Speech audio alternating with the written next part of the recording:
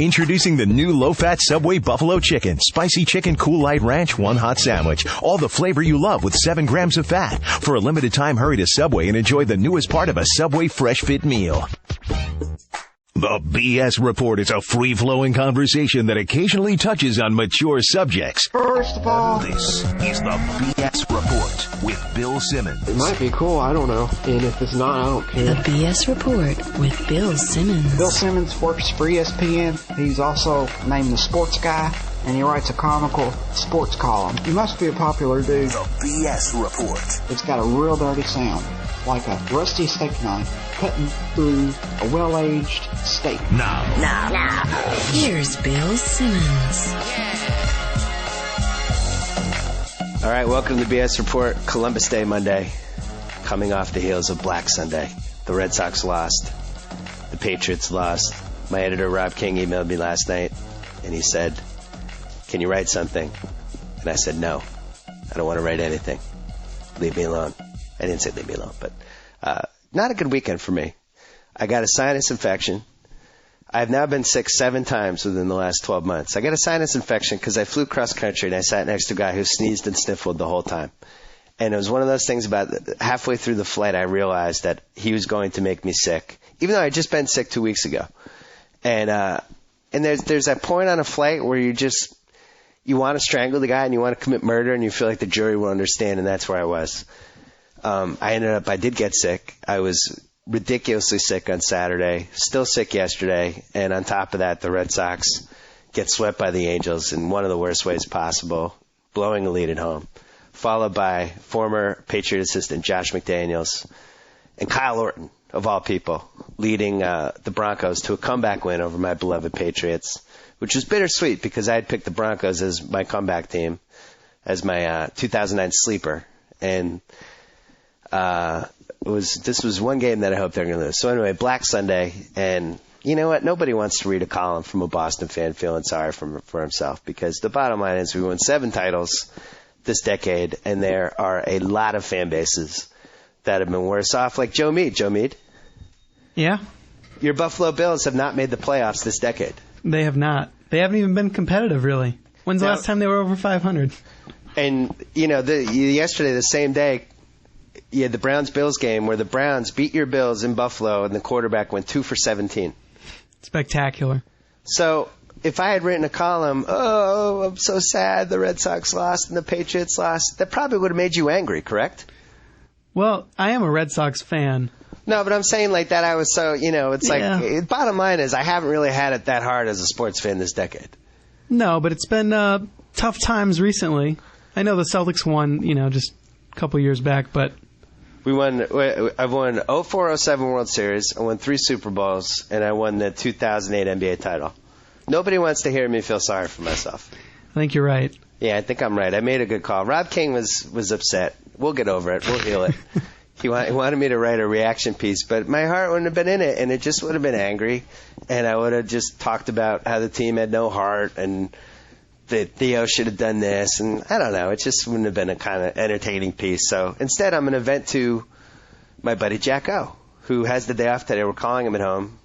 He does not know we're calling, and this is a little something we like to do where we find out how nervous JackO is about the Yankees. I'm going to guess that he's not really that nervous after a sweep over the Twins, coupled with the Red Sox getting knocked down in 3 games. There might be some gloating. If you're a Red Sox fan, proceed carefully. He's on the Subway Fresh Take hotline right now. Hopefully, if he answers, let's give him a ring. Hello? Oh! No Johnny? No, I couldn't get it out. Oh, no. Was that rough for you? Yeah, I feel like I've been stabbed in the kidneys. You've won 2 World Series in the past, 5 years? Come on. Yeah, but that was embarrassing.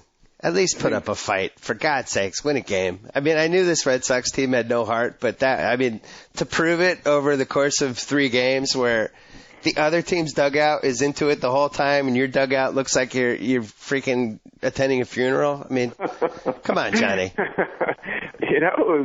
Torrey Hunter was like a football player out there, like Ray Lewis when he hit that home run on Thursday night? He hit the homer. Yeah. and he ran, like, sprinted around the bases and got back in the dugout and threw his helmet down. He was fired up. It's one fired up center fielder right there. I didn't have a ton of faith heading into the series, as I told you. I was really worried that way too many people were just assuming we'd beat the Angels every time we played, and I also really wasn't sold on this Red Sox team from a heart standpoint. But when Torrey Hunter hit that homer, it was kind of like, I wish my dad had been there, because I would have looked over at my dad and he would have known. It was a defining moment. Well, it was. You could just see the Angels were hungrier. This Red Sox team all season has had that kind of vacant, it's the exact kind of team that you'd put together in a laboratory with statistics. That's what this team was. They've become what the Yankees were like 3 or 4 years ago under Joe Torre, where they're just like this corporate, robotic, soulless team that just goes about its business, but has no fire, no life, no spirit, no defining characteristic, really. Yeah, it's this allegedly hard-nosed team that's a little too hard-nosed. Yeah, I don't know what it is. And I don't know. I'm not in the locker room. Who knows how much of a difference any of that really makes, but as an outsider viewing it, like, you just would like to see your team with a little life, a little fire, up on the dugout steps, leaning over the railing into things, Even Victor Martinez with his 27 handshakes couldn't bring it together.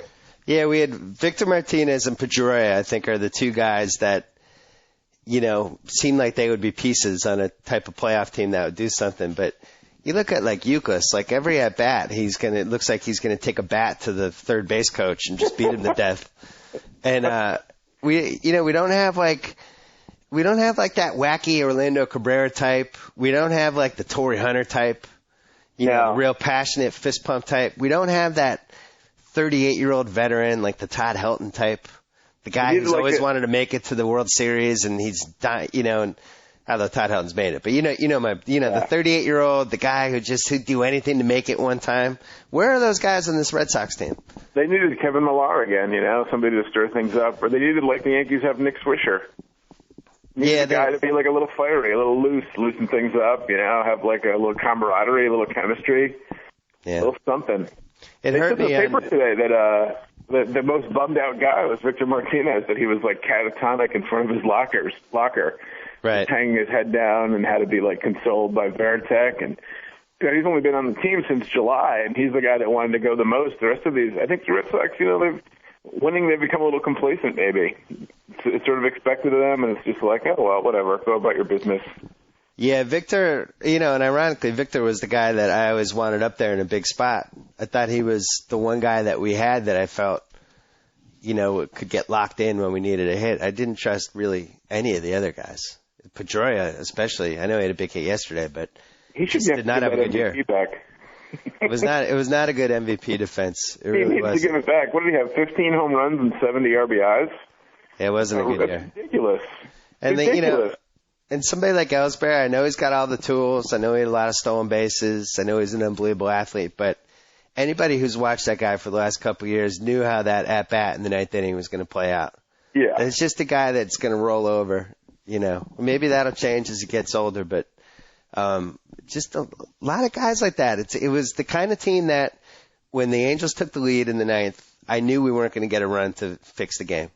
That lineup doesn't scare you anymore. When they had, I know it's trite and cliched to talk about Manny and Ortiz, but it's true. That was a deadly lineup. You couldn't pitch to those guys. If you were a pitcher, it scared the hell out of you.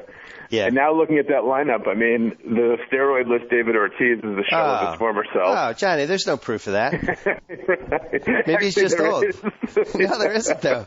He took a supplement. There's no proof he took steroids. Yeah, there's no proof he took some mislabeled supplement either, by the way. Yeah. But you have him up there. He's a shell of himself. And there's nobody else. Jason Bay's okay. He's a solid player, but he doesn't really put the fear of God into you. Nancy Drew is Nancy Drew. There's just nobody there that you're really that worried about.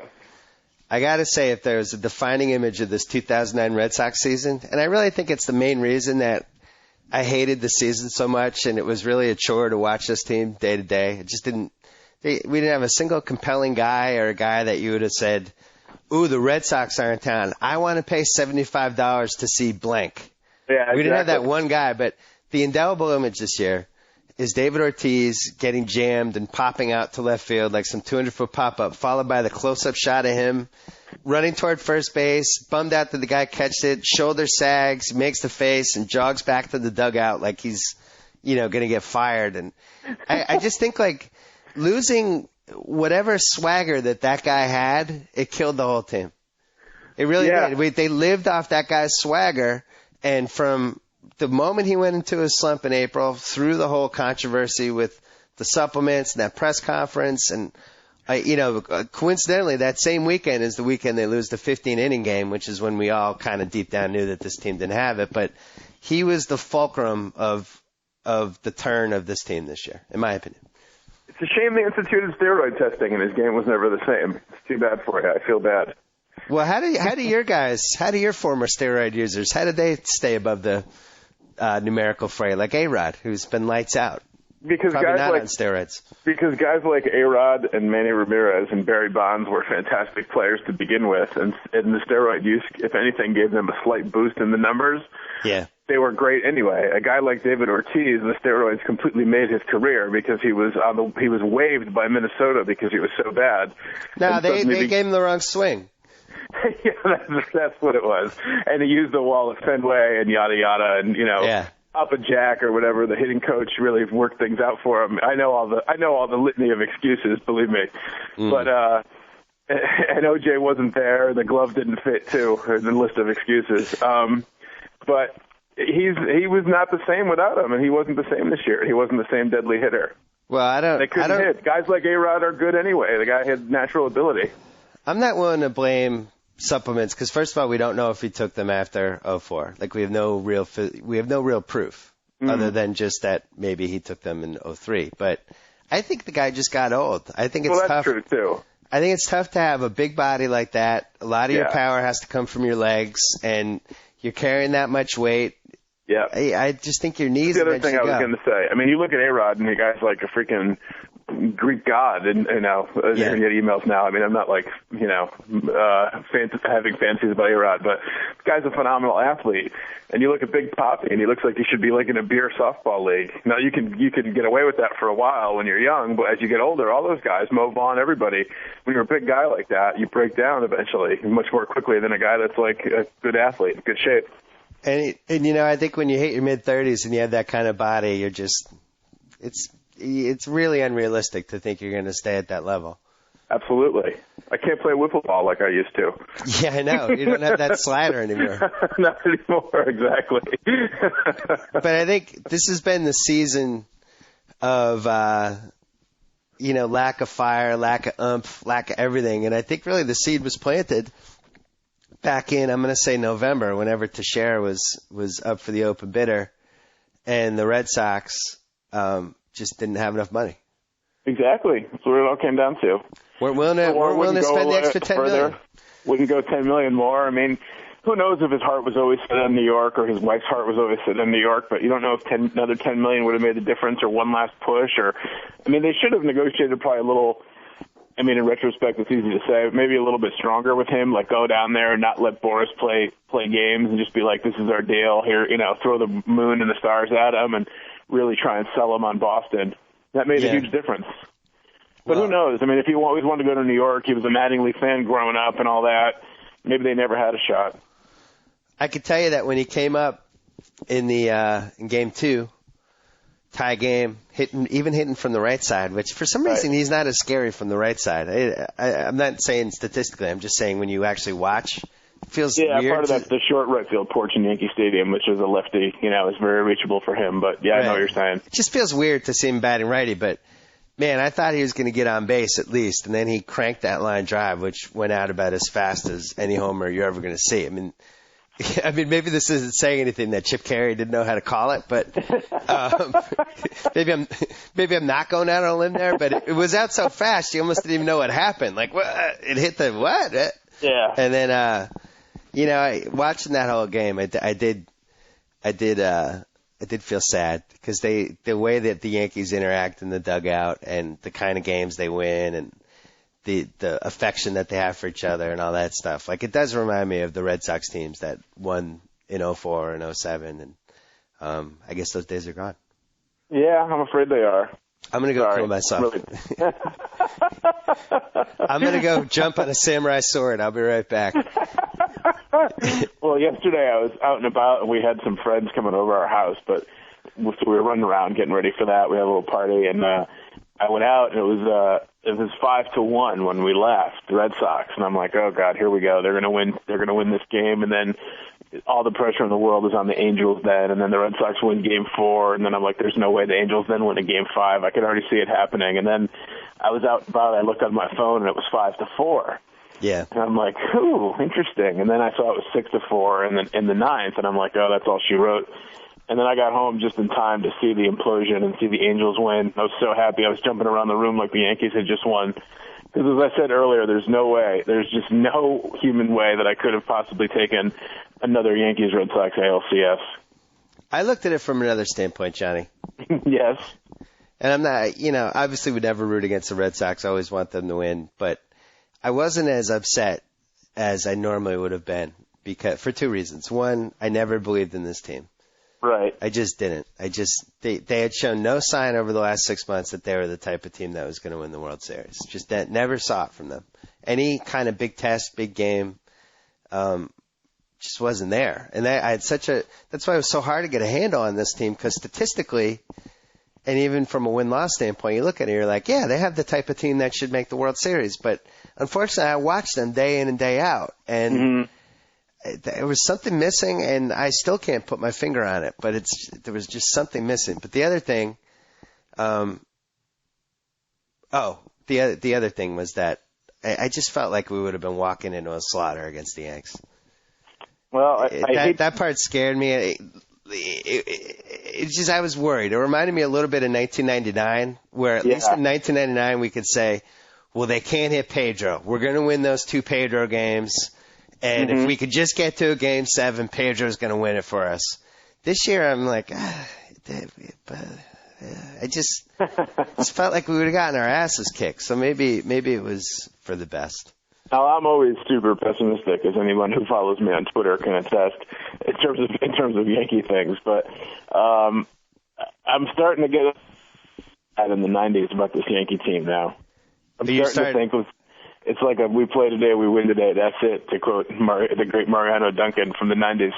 I mean, I'm starting to get a little feeling. I mean, with their pitching and just like the way they're winning games and the Teixeira A-Rod 1-2 punch.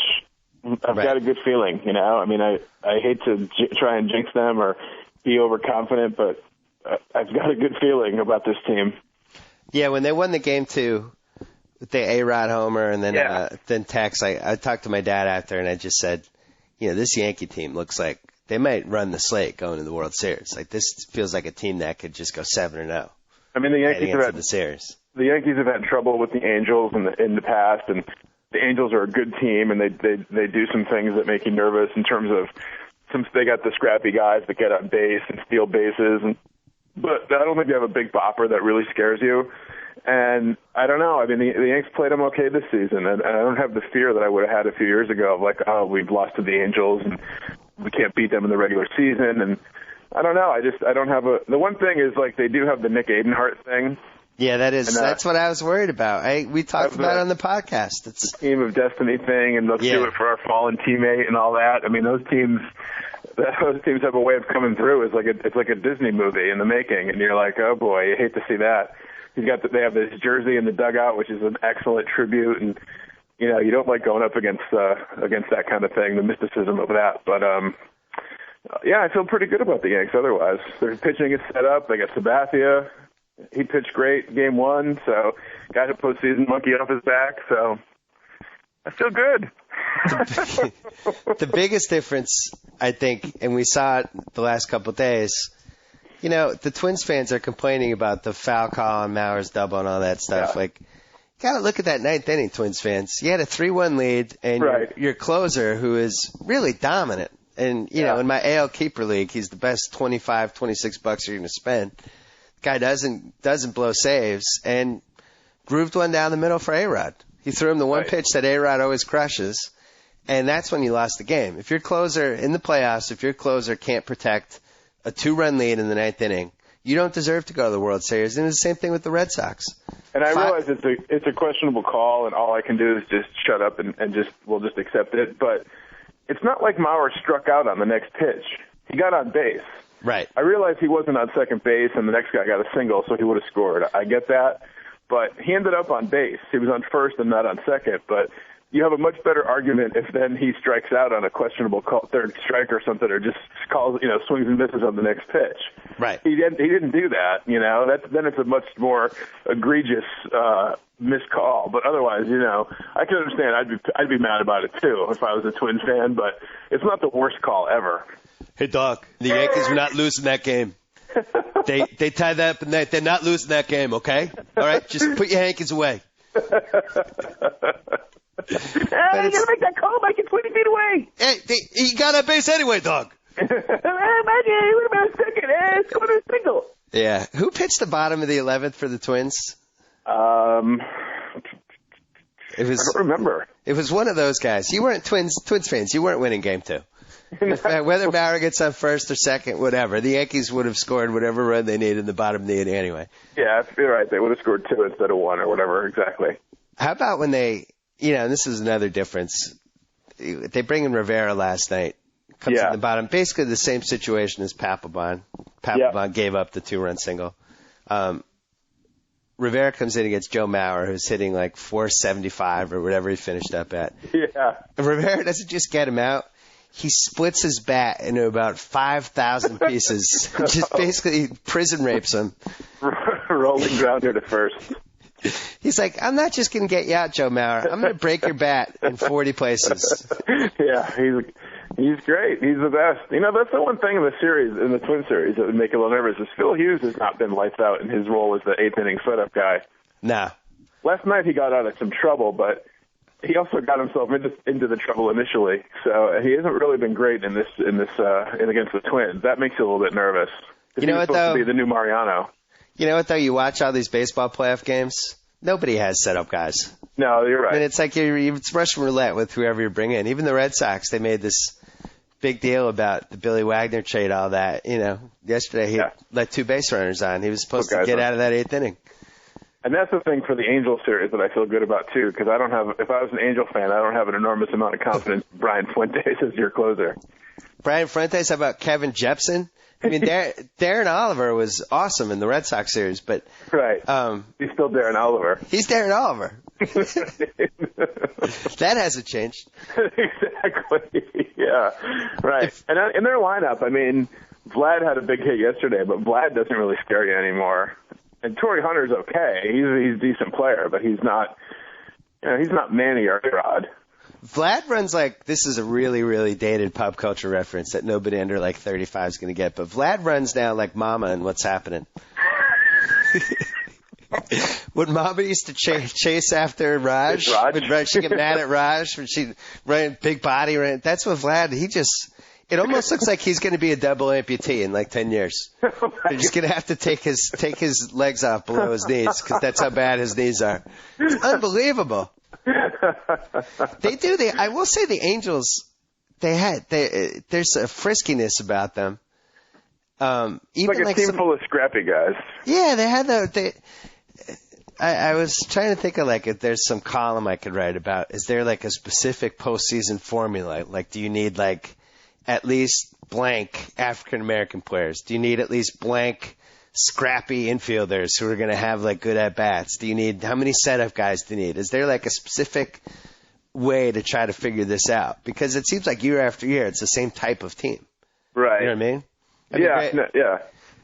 Granted, like maybe the Angels don't have the 180 million hitters that some of these other teams have, but the basic framework is in place, and they have they have the top 2 pitchers. That's a good thing. They have the number 3 starter who's like, can really maybe shut you down on a given day or can do what Kazmir did yesterday. But I thought the biggest thing that happened to the Angels was that they were able to get out of that series without pitching anybody twice. They were set up. Yep. Yeah. Yep. I mean, Kazmir wasn't great yesterday either, though. No, he wasn't. But he's their 3rd starter. Yeah. He's good against the Yankees. That makes me a little nervous, I guess. Well, and also, he's good against the Yankees. He won't have to pitch until Game 3. And I do think a hard-throwing lefty could give you guys a little bit of trouble. Yeah, I agree.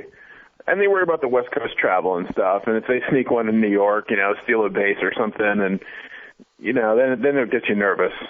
Well, we caught a huge break, the Red Sox, yesterday because they inexplicably scheduled that game for 12:05. I know. I was thinking about your NFL theory about West Coast teams on the East Coast, for the 1 o'clock game. This is even earlier. It's a 12 o'clock game for a West Coast team. That's like they're playing at 9 o'clock in the morning. That's what I was thinking about. I'm like, oh, my God, the Angels won't even be awake yet. Yeah, I mean, I just went back to New York City last week. The biggest problem you have when you go West Coast to East Coast, if your body clock is on West Coast time, is that you can't fall asleep. It's not a question of the waking up part. It's the part that, anybody under 40 is going to fall asleep like midnight, 12:30, 1 o'clock. Like, you're not going to fall asleep before then, normal circumstances. So then you're on East Coast time, and it's like 1:30 at night. But it's 10:30 West Coast time. On the West Coast, right? Yeah, and it's really you're sitting in a hotel room, and that, where that leads, Johnny? Internet porn.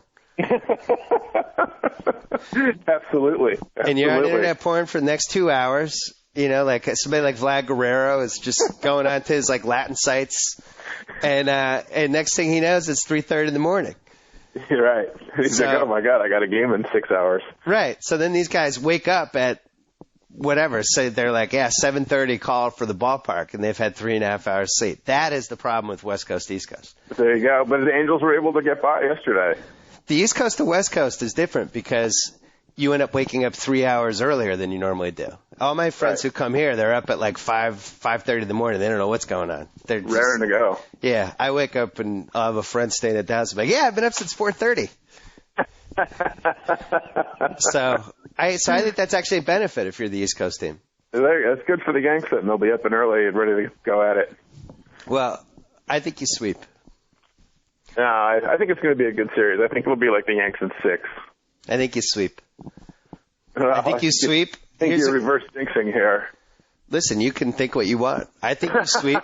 Oh, that got a little ugly there. You can think what you want. Here's how I think this plays out. I think you sweep.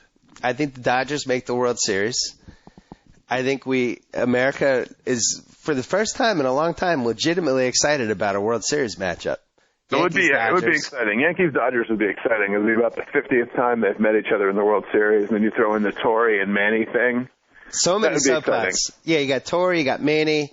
I think you'd have the 7-0 Yanks. Can they sweep the playoffs? You got that going. You got old Dodger Stadium versus new Yankee Stadium. 2009 Yankee Stadium, like just this contrast between old school and new school. You have West Coast, East Coast. You have the two biggest TV markets. You have the whole Brooklyn Dodgers. Maybe you drag out some of those guys. They're available. Anybody? Duke Snyder? Anybody want to come on the field? Anybody? I think Duke Snyder would be available to come on the pregame without a question. My favorite part, if that happens, is the Spike Lee part for Yankees Dodgers. What does he do? He's a big Yankee guy. I saw him at Yankee Stadium one time. Big Yankee fan, but also wears Brooklyn Dodgers uniforms constantly. Oh, the Jackie Robinson thing. Good point. What is he going to? Is he going to wear like a Yankee hat, Jackie Robinson jersey? Yeah, that's probably his move. And he'll be in the first row. They're not the Brooklyn Dodgers anymore, though. I mean, I know they have that history and everything, but he's got to go Yankees. He's always wearing a Yankees hat. I'm just saying. Concession stand line at Yankee Stadium once. Come on, he's legit. Yankee jacket, Yankee hat on Spike. It might have been the World Series, actually. I'm just saying he's really gotten a lot of mileage on that Brooklyn Dodgers jersey. Plus, he's probably friendly with Jay-Z, right? We have Jay-Z on the Yankee bandwagon now, so.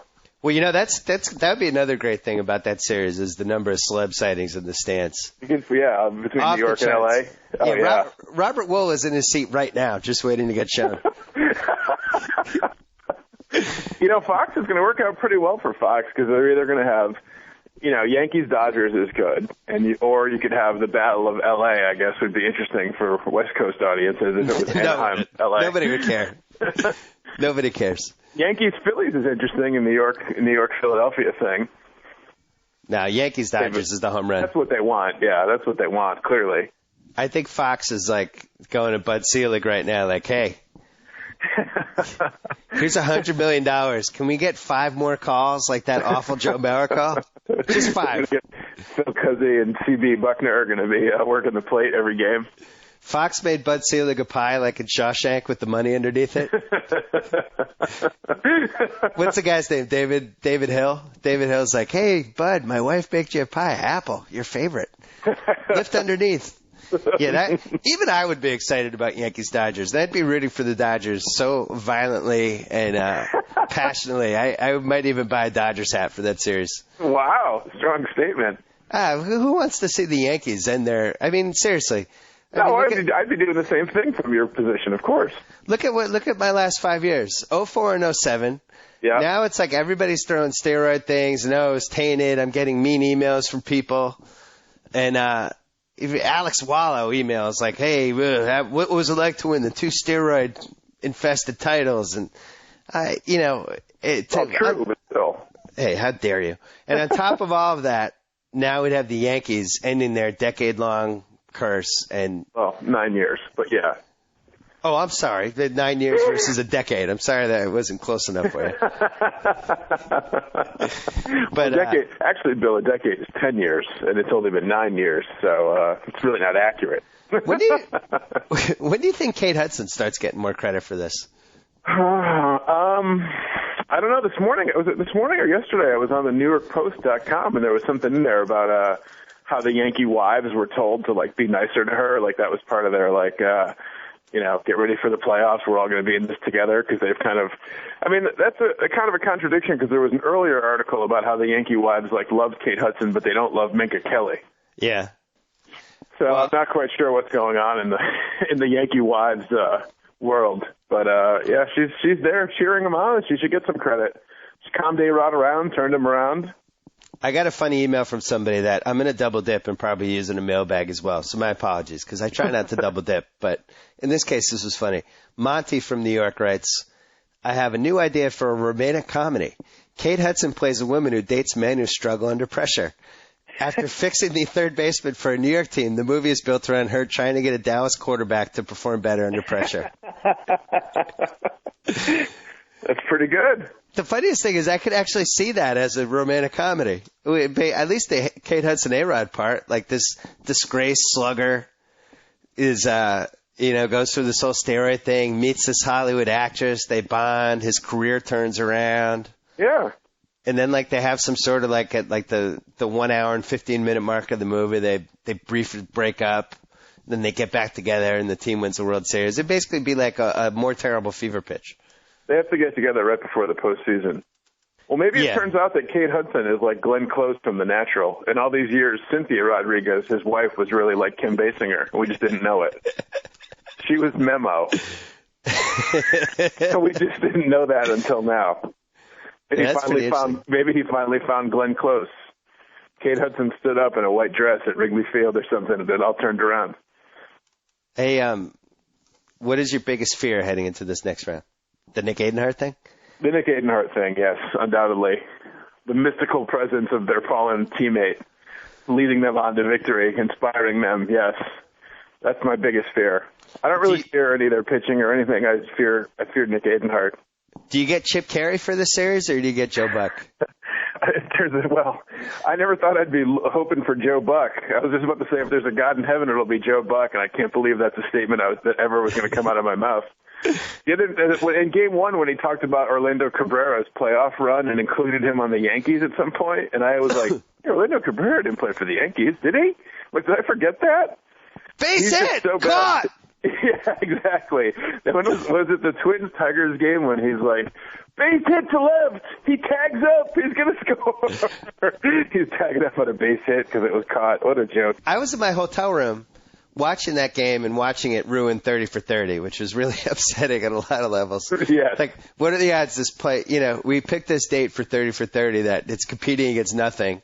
The Tigers blow it in the last 2 weeks somehow blow it. And then it just happens that they can't play the play-in until 4 o'clock because the night before there was a Monday Night Football game at that stadium. The odds of all of this were probably I'm going to say 50,000 to 1 2 weeks ago. So you're as mad at Miguel Cabrera as his wife is. I am. In my opinion, she didn't scratch him hard enough. So I was trapped in this hotel room watching that game, and it was a great game. And I'm sitting there thinking, I can't kill anybody for not watching 30 for 30. Anyone who likes sports is going to be watching this game. And when Chip Carey did that, I didn't have the TiVo, and I was like, did he just say base hit? Like, what just happened there? And I went on Twitter, and then everybody was like, oh, yeah, he said base hit. I mean, that was one of the most legendary screw-ups, I think, ever. Oh, yeah. I'm hard-pressed to find a bigger one, yeah. Oh, yeah, in that situation, in that game, I mean, you have to know if the ball is caught or not. You might make a mistake and say Orlando Cabrera played for the Yankees at some point, even though he never did. Yeah. You just got your stats confused, but you have to be able to see, like, if it's a hit or it's caught. That's kind of fundamental for a broadcaster, I would think. Baseball's really, it's not that hard of a sport to announce. I would argue that it's probably the easiest of the four because, first of all, there's not a lot going on. You just have to get excited like every couple of minutes, basically. Just ball one outside, ball two, blah, blah, blah. And then you have to make awkward conversation with your play-by-play guy.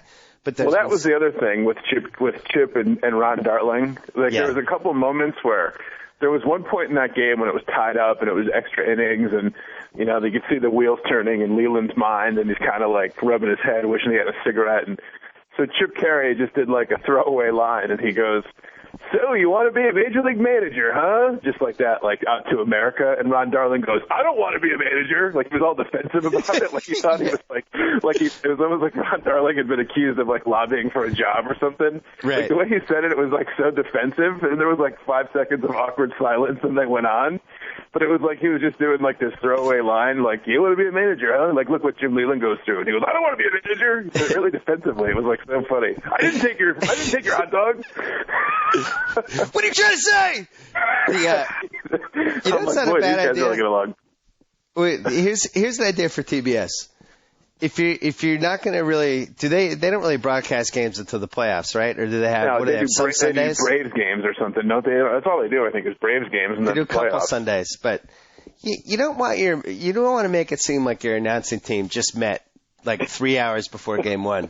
Yeah, right. Do the thing like some movie directors do where they're about to shoot a movie and everybody gets there 2 weeks ahead of time and they like play board games, they interact and they get a feel for each other. That's what announcing should be. You want the guys, you want us, the viewers, to feel like these guys have actually known each other for more than 5 hours. Yeah, exactly. But, or else just, here's the other idea. How about just hiring Vin Scully? Of course, baseball, because they're, that's what they should just do, is just hire Vin Scully. Save the money on the color guy and just have Vin Scully do it. Hey, so who's going to do the Fox game? So it's Joe Buck and McCarver, and then who's the other team? Was it what's the guy's name? Tom Brenneman?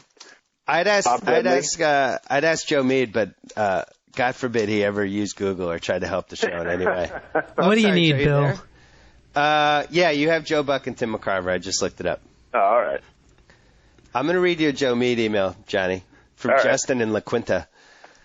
I've been listening to your podcast since their inception. I think Joe Meade could be plotting your murder. You should be careful. The disdain in his voice when you look for him to respond is unmistakable. I'm just saying, watch out, Simmons. Joe Meade, what do you think of that? Is it La Quinta? La Quinta. What did I say, La Quinta? I have no idea. La Quinta. It may be La Quinta. I don't know. Joe Meade, you're not plotting my murder, right? I'm not. All right. Don't worry about that. This is good. If something happens to you now, Bill, you've established a possible suspect right now on the national podcast, so that's good. Everyone will know where to go to look first. There's one other Joe Meade email from Ryan in Chicago. Why does Joe Meade always sound so miserable whenever you ask him a question on the B.S. Report? He sounds like he's about to slip his head in a noose and jump off the chair, but oh no, for one more grueling second, he has to deal with you before finally embracing the sweet release of death. What have you done to this poor man? Joe Meade, defend yourself to Ryan in Chicago. Well, thanks, Ryan, for the concern, but really, everything's fine. I love my job. All right. What people don't realize is that Joe Meade is actually doing stuff as we're talking and kind of sort of listening, but he's actually like mixing podcasts and doing things, correct? Well, hey, I'm working on the 30 for 30 podcast right now. Right. Go subscribe on iTunes. So when I do go to you, in a way, I am interrupting you. I'm like the guy who you're in a cubicle in your office working on some report, and I come over with my coffee like, hey, Joe, did you see the Yankee game last night? And you're like, yeah, I saw it, but you want to get back to your report. So you're not plotting my murder. No, I'm not. I don't have time for that. And then, Johnny, this one's for us. Oh, good. No, this isn't a bad one. All right. This is from Ryan in Walnut Creek. He said, every time you and JackO end the podcast with the bye-bye exchange, it sounds extremely awkward and sort of feminine in a WNBA sort of way. Don't get me wrong, you guys obviously have good chemistry during the podcast, but the ending is always uncomfortable. I can only imagine what you guys do when you see each other in person. It's probably one of those weird handshake hugs that's confusing and uncomfortable and ultimately ends with a half-hug handshake. That's actually true. Goodbye. Johnny, we need to work on our endings. All right. Well, it's because parting is such sweet sorrow, as Shakespeare said. It's emotional for both of us, I'm sure. Well, maybe I could say something like, all right, Johnny, we're wrapping up. Thanks, as always, for being on the B.S. Report. And then you say, always a pleasure. All right. And that's it. Good. All right. We'll practice at the end of this. All right. What are you doing on this fine Columbus Day? Well, I think the wife and I are going to go out and about. We have to get we're going to go buy a bookcase for some books for our computer room, the room with the computer. Bought a new house, so there's always, stuff to do. We had a party yesterday, so we had to clean up after that, and now we're going to go out and about and do some of those kind of things that husbands and wives do. I think you should call the new house the house that the B.S. Report built. I call it JackO Manor, but JackO Manor, I like that. Yes. I'm actually here now in JackO Manor, and the house the B.S. Report built, and we're going to go out and get a bookcase. All right, so how worried are you this week? Not at all. Like a 1. A 1? Yeah, well, you just have to be on the scale. I'm telling you, I got a good feeling. I got that 1996, 98, 99 feeling again. So NewYorkMagazine.com. Yes. Very nice of them. They did a JackO Anxiety Index. They did. All you have to do, just if you want to see it, just Google New York Magazine and then Google JackO, and it'll be one of the first searches. And you can see my Facebook picture. They cut off sort of the top of my head, but I liked it. It looks like the top of your head would just be a brain, like it wouldn't actually have skin or hair on it. So I'll just say that you went up and down a lot. I did. It was a roller coaster year. There's a way up. Yeah. You said at one point I was 150, I believe, on a scale of 1 to 10. On April 28th, you were 150. You bemoaned the loss of Brian Bruni, quote, the one bright spot in the bullpen. You suggested the team be blown up and that it starts from scratch. And you called Mariano Rivera the most overrated player in the history of Major League Baseball. It was a bad time in the season for me. They had just lost to the Red Sox. That's not a good time to talk to me when they get swept by the Red Sox. The writer wrote, "Oh, Johnny, indeed." Yes. Yeah, I know.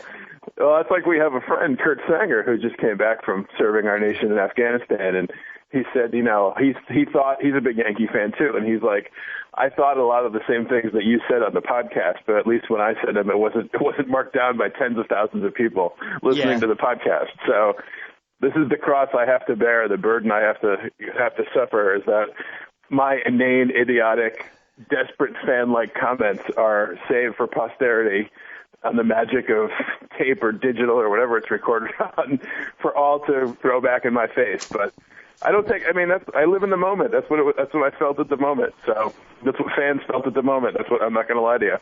Johnny, it could be worse. You could have an archive of every single thing you've ever written for the last 9 years on ESPN.com. Exactly. There you go.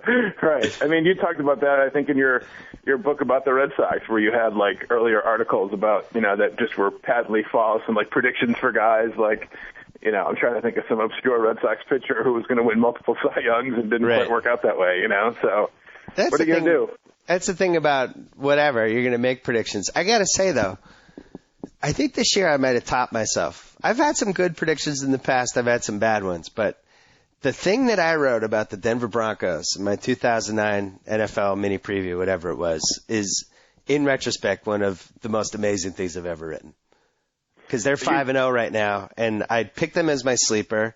I said all the reasons why I thought, and that blah, blah, blah, and laid it out. And now people are doing, I heard one of the ESPN guys were like, and nobody saw this Denver Broncos thing come. I'm like, I saw it coming! Off yours! Right. He should say, nobody saw this coming except for Bill Simmons. Yeah. ESPN's own Bill Simmons. I want that nobody saw this coming, ... except for Bill Simmons. Just give me that once. Come on. I'm rarely this right with a dumb prediction ever. I deserve and demand that respect. Yeah, please do. All right, Johnny, time for our awkward ending. Thank you so much for being on the BS Report on the Subway Fresh Tyke Hotline. We'll talk to you next time. Always a pleasure, Billy. So I get to sign off. Whoa! Thank you for downloading the BS Report with Bill Simmons. Too much fun. Check out more podcasts at the iTunes Music Store or at Podcenter at ESPNradio.com. Peace out. You laughed. You cried. You turned up the sound repeatedly, and now it's all over. Thus concludes another installment of the BS Report. And with all this talk about sports, Bill Simmons neglected to mention this important just breaking news. The $5 footlong anthem rolls on with Subway Everyday Value. So many of your Subway favorites are $5 footlongs, like the Taste-tacular Spicy Italian $5 footlong and the Pile Ridiculously High BLT $5 footlong, both made to your order on the freshly baked bread of your choice.